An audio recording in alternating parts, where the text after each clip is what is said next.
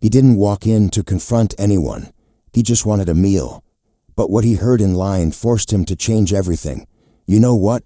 I'm going in by myself." Franklin Morgan muttered those words with a half-smile as he parked his silver Chevy Tahoe near the back of the greenhouse kitchen in Kingsford, Montana. It was a bright Thursday afternoon around 1:40 p.m., past the lunch rush, but just early enough for stragglers. He killed the engine, pulled the brim of his black Titan's cap lower over his brow, and zipped up his hoodie. He didn't want to be recognized. Not today. No camera crew, no assistant, no heads up to the staff. Today, Franklin just wanted to feel what it was like to be an everyday customer at one of his own restaurants. Greenhouse kitchen had been his dream since he was 29. A small idea cooked up in a shared kitchen apartment in Oak Ridge while he worked 2 jobs and studied food science at night. Fast forward nearly 2 decades, and Greenhouse was now in 5 states and still growing. But that kind of growth always came with a risk, losing the soul in the fire. He walked up to the building slowly. No one gave him a second glance. That was good. Inside, the vibe felt okay. Not bad, just okay. The place looked clean and well lit. A few families sat at the booths. A couple of delivery drivers waiting near the soda machine. The playlist overhead was a mix of classic and current. Teddy Pendergrass fading into Caesar. A smell of smoked chicken and honey-glazed cornbread hung in the air. A young woman behind the counter smiled at a customer in front of her, then gave a quick glance toward Franklin as he joined the line. He kept his head down, casually scanning the space. He noticed the mother with 2 toddlers juggling a tray and a diaper bag. A teenage employee offered to help her find a table. Good sign. But then, just as Franklin started to relax, 2 voices floated in behind him. "Dude," one of the boys said, his voice muffled and sarcastic. "Ever since they brought in that new manager, this place is weird. Like, they're trying way too hard to be all-inclusive or whatever." Franklin didn't turn around, but his ears locked in. The other boy laughed. "I know, right? They're always hiring people who don't even smile at us. It's like reverse racism or something. Like the whole thing is one big diversity commercial. Bet the owner is just some rich dude trying to go viral on TikTok." Franklin blinked slowly. His hand tensed, fingers curling slightly around the phone in his pocket. He didn't say a word, didn't move an inch. He just stared ahead at the digital menu board and let the words sink in. They had no idea who he was. None. And yet they were talking about him, about his restaurant, about the vision he built from scratch, mocking it like it was some throwaway PR stunt. He kept his breathing even. He looked calm, but something shifted inside him, because this wasn't about hurt feelings. This wasn't about pride. This was about truth. The kind people say out loud when they think no one's listening. But Franklin wasn't just listening. He was watching too. The line inched forward, but Franklin barely noticed. He wasn't thinking about the menu anymore. He wasn't thinking about lunch at all. He was locked into the conversation behind him. The boys didn't stop. If anything, they were warming up. "I mean, it used to feel normal," one of them said. "Now it's like they're trying to make us feel bad just for walking in. Did you see that dude with the dreadlocks last time? He gave me the dirtiest look." His friend scoffed. "Yeah, and the lady behind the counter today didn't even say hi to us." But then that older black couple walked in, and she was all smiles. "It's like if you're not black now, you're invisible." Franklin felt his jaw flex slightly. He didn't turn around, but he saw their reflections in the glass sneeze guard above the serving line. Both looked like they were in high school. One was lanky, wearing a hoodie that said Kingsford Baseball. The other had shaggy hair and earbuds dangling around his neck. They were so casual, so comfortable saying it. And in that moment, something else crept in. Not just disappointment, but responsibility. He had worked so hard to make Greenhouse a place that felt like home for people who didn't always feel welcome elsewhere. A place where the music, the food, the faces behind the counter represented the community around it. But now, these kids were saying that inclusion made them feel excluded. Had the pendulum swung too far? Or was this just another case of folks feeling uncomfortable when they weren't being catered to first? Franklin didn't have the answers yet, but he knew one thing for sure. If they were saying it this freely, others were probably thinking it too. A deep voice interrupted his thoughts. "Can I help? Who's next?" Franklin stepped forward and was greeted by a young man named Miles Rennick, probably no older than 22. Friendly enough, but distracted. His eyes kept darting toward the back of the restaurant. Something seemed off. Let me get the smoked brisket plate," Franklin said calmly. "And some greens. Cornbread on the side." Miles nodded, tapping the screen quickly. "That all for you today?" "Yeah." Franklin paid and stepped aside to wait. He glanced around again, this time with sharper eyes. The teenage girl working the lemonade stand near the exit looked exhausted. Her shoulders sagged, and she barely made eye contact with anyone. A pair of older white customers were waving for assistance at their table. Looking increasingly annoyed, one of the servers finally rushed over, apologizing under her breath. Then Franklin spotted her standing by the drink station, clipboard in hand, brows furrowed. Danielle Avery, the new store manager, late 20s, tall, natural curls pulled into a bun, black slacks, black polo, name tag clipped just above her chest. She looked like she hadn't slept in a week. She was speaking with an employee quietly, firmly, but clearly under pressure. Franklin watched her for a moment. Danielle had only been with the company for 5 weeks. She came from a smaller chain in Denver. He remembered her interview. Smart, direct, high expectations. He'd liked her immediately, but looking at her now, he could see it. The stress, the disconnect, the weight of trying to meet corporate expectations and keep the peace between a diverse staff and a divided clientele. Franklin took his tray when it was ready and walked toward a small booth near the window. The 2 boys behind him were still in line. One of them dropped a bro loud enough to bounce off the tile. He sat down and opened his container, pretending to eat, but he wasn't hungry anymore. He didn't need a meal. He needed answers. Franklin kept his eyes on the room while pretending to enjoy his brisket. It was good seasoned, just right, tender, rich, but it felt like background noise to the storm brewing in his head. He chewed slowly as Danielle moved from station to station, checking inventory at one point, then answering what looked like a complaint from a man in a plaid shirt who pointed to his tray and shook his head. She apologized quickly and walked off toward the kitchen, already scribbling something on her clipboard. She looked like she was holding the whole place up by sheer will, and Franklin could tell it was starting to crack her. He scanned the floor. A couple near the back, black and in their late 50s, sat quietly and waited almost 10 minutes before someone took their drink order. Across from them, 2 younger white women laughed with a staff member.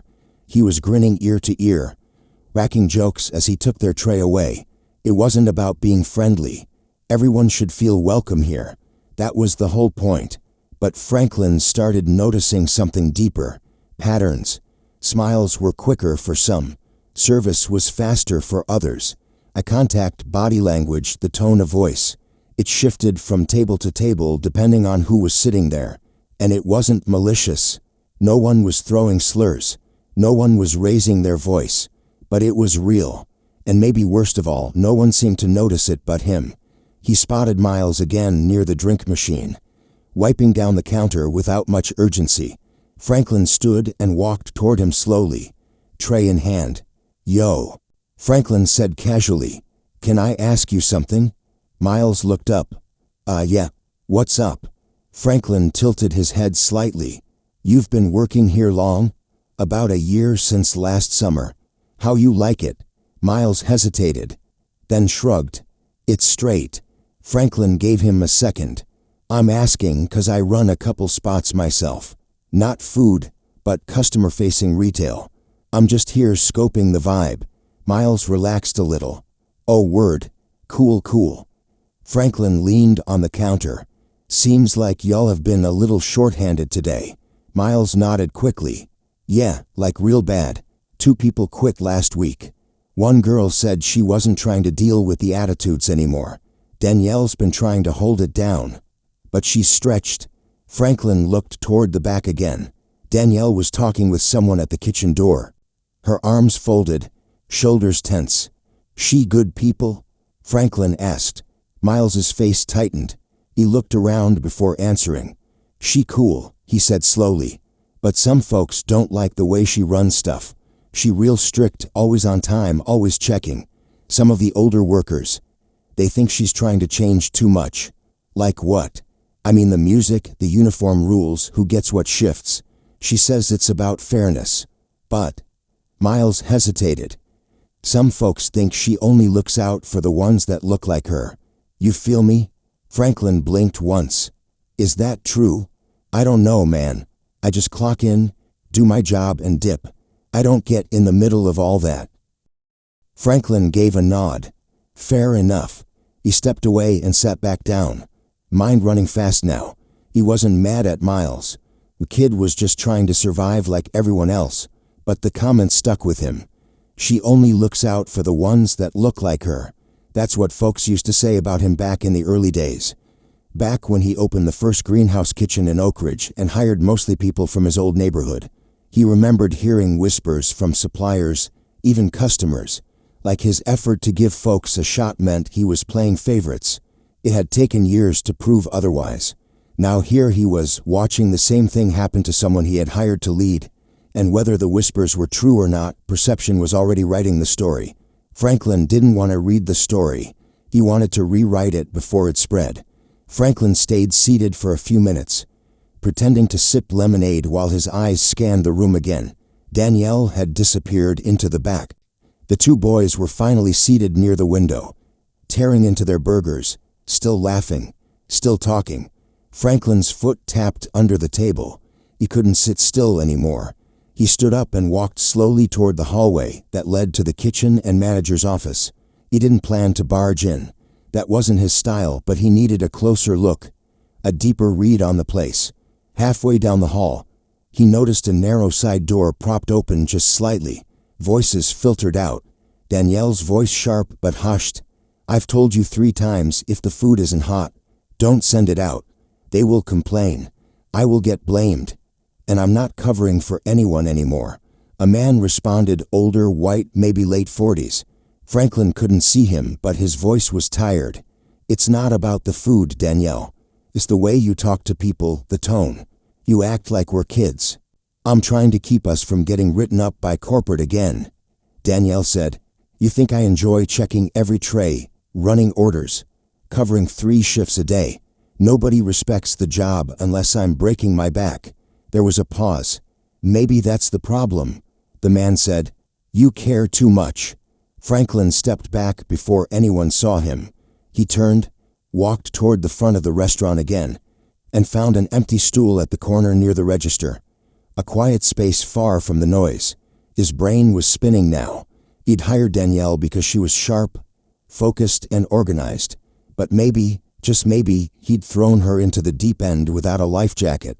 She was managing a diverse staff, an unpredictable customer base, and constant pressure from above, all while fighting battles she couldn't name out loud. And now some of the employees were questioning her leadership. Some of the customers were complaining. The teens behind him had turned her efforts into a joke.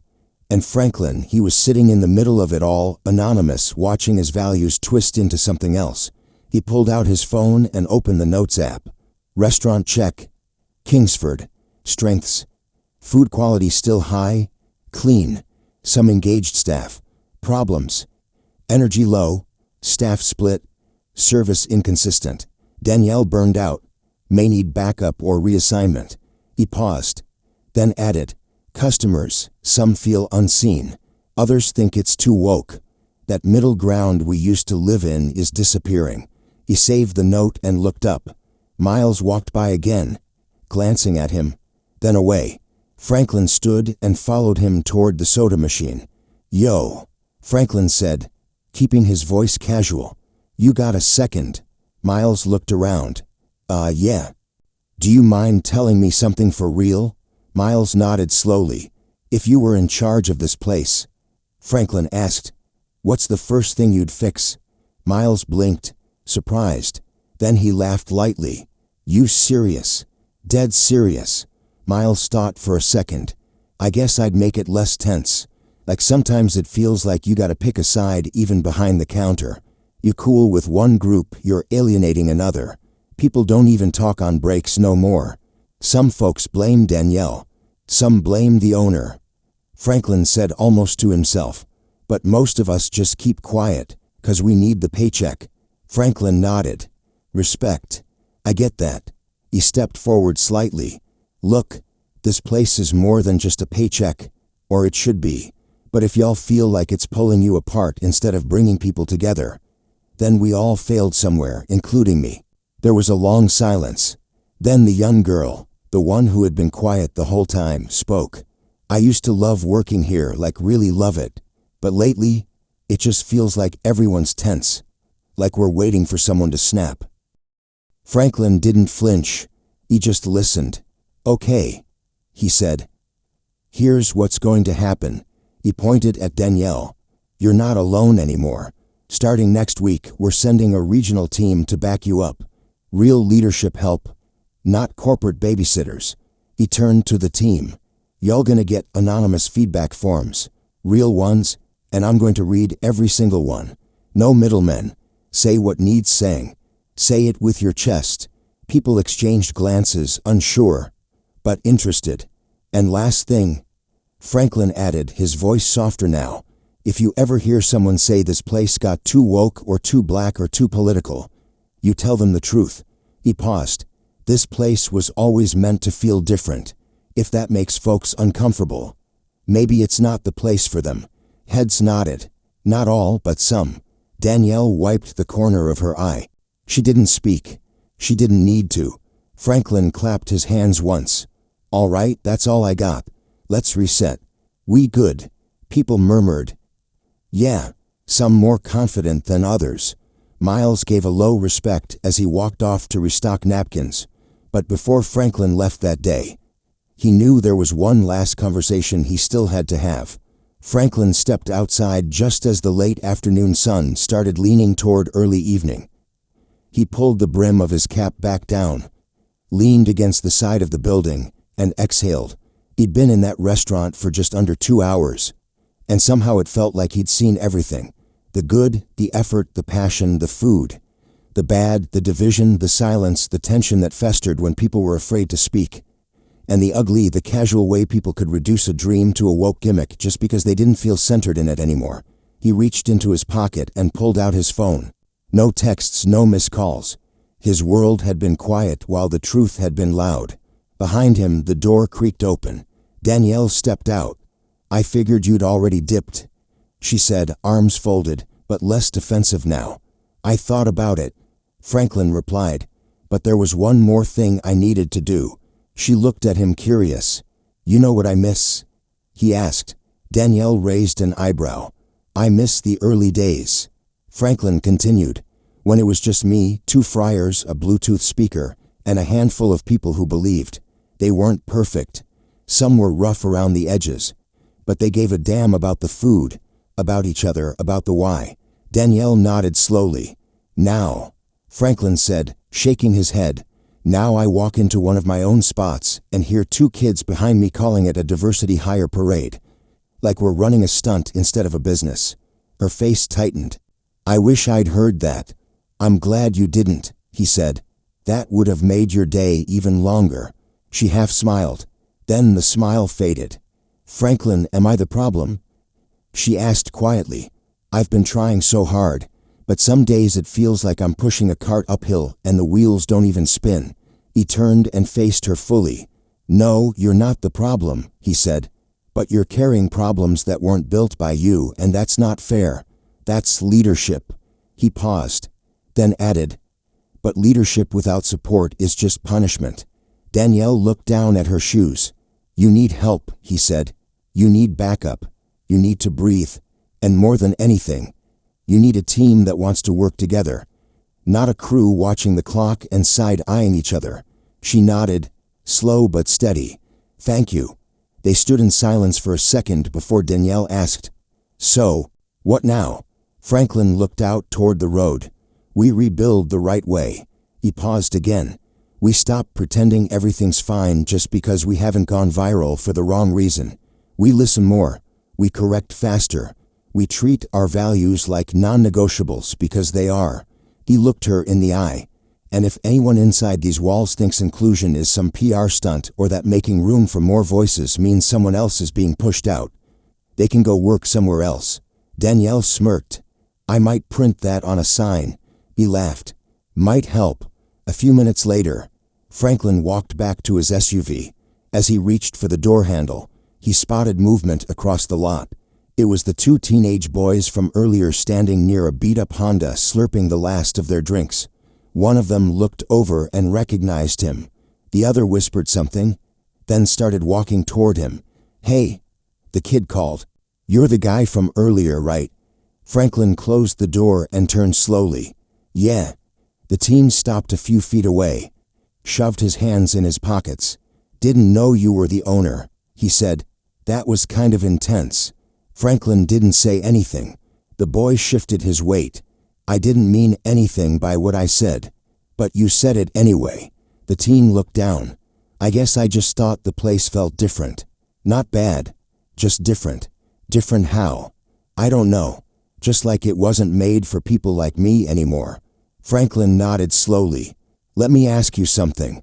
When it was made for people like you, did you ever think about who it wasn't made for back then? The boy was quiet. Franklin stepped closer but stayed calm. It's not about making you feel less important. It's about making others feel seen for the first time. That feel like a loss to you? The teen shook his head. No, I guess not. You guess. The kid hesitated. No, it doesn't. Franklin looked him in the eye. Good. Then maybe next time you walk in somewhere and things look a little different, you'll sit with it instead of judging it. The boy nodded. Tell your friend the same. Franklin added. And if y'all ever feel uncomfortable again, speak with respect. Don't whisper trash behind people's backs. You never know who's listening. The teen nodded again, then turned and walked back to the car. Franklin finally slid into the driver's seat, started the engine, and let out one long, quiet breath. He didn't fix everything that day, but he did something. And sometimes that's how change begins, because leadership isn't about being seen. It's about seeing and doing, even when no one knows your name. So if you run something, anything, a business, a team, a family, ask yourself, are you creating a space where people feel like they matter or just somewhere they show up and survive? That difference, it's everything. Don't let your silence write someone else's story. If this hit home for you, share it with someone who needs to hear it. And ask yourself today, who's in the room and who's still waiting to be let in?